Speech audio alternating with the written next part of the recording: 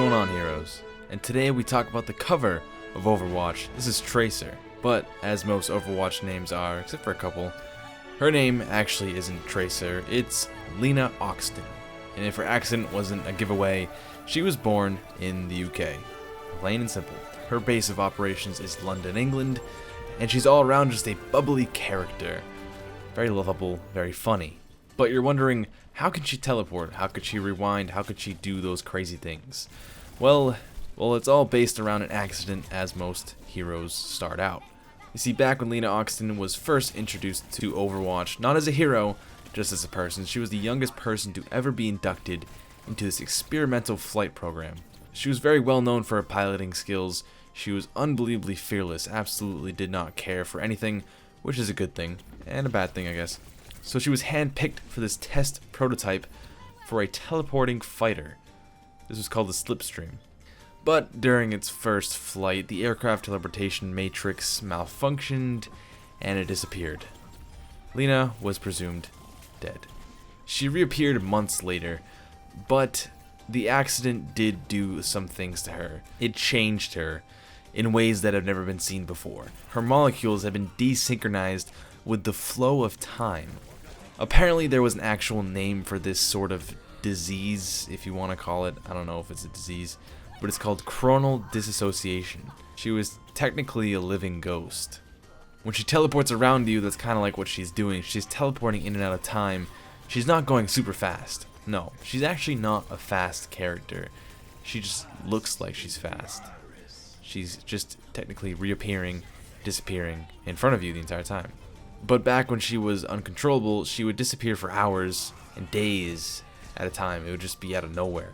She would be in front of you, talking to you, telling you that she needs help, blah, blah, blah, and then gone.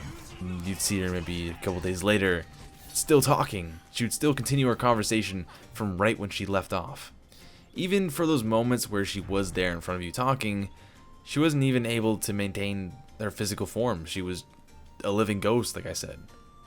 The Overwatch doctors and scientists had no idea what to do. How do you even approach something like that? Her case was hopeless, and if anything, it was untreatable in general, because in order to have a subject to take care of, you have to have the subject, and she would be disappearing at a time. So it's kind of a really difficult thing. You have to observe the subject to make a conclusion as to what the problem is and how to fix it. But a great scientist named Winston designed a chronal accelerator. This was a device capable of keeping Tracer anchored in the present.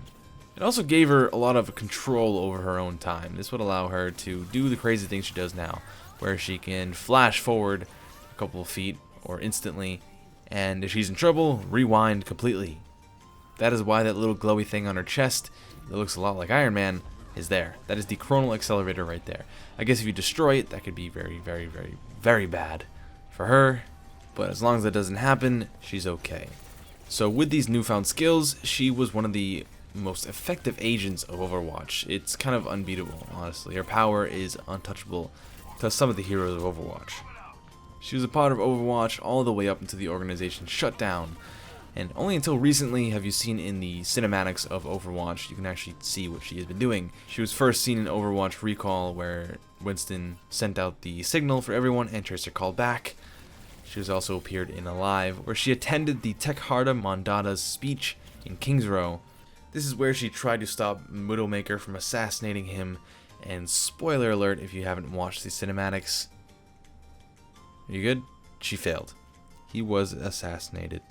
At the end of it, she was also left very weak and also with a damaged chronal accelerator, which is not a great thing to have, as I already mentioned. She was also seen helping Winston stop Widowmaker and Reaper from stealing the Doomfist gauntlet, and the gauntlet was damaged and there was no casualties. And if you don't play Overwatch, these are a great way to see her actual abilities. And that is Lena Oxton, aka Tracer. You can actually wear her suit before she was in Slipstream Malfunction, which is the one shown on screen here. So that is the only one that is actually relevant to the story. The rest of them are just for fun. So if you ever thought that she's super fast, rethink that. And if someone says, wow, Tracer's really fast, you can just look at them and go, no she's not, she's just teleporting. And they would say, what? That's when you say back to them, yeah, she's just teleporting. She's disappearing in and out of time, reappearing in certain spots, just like that.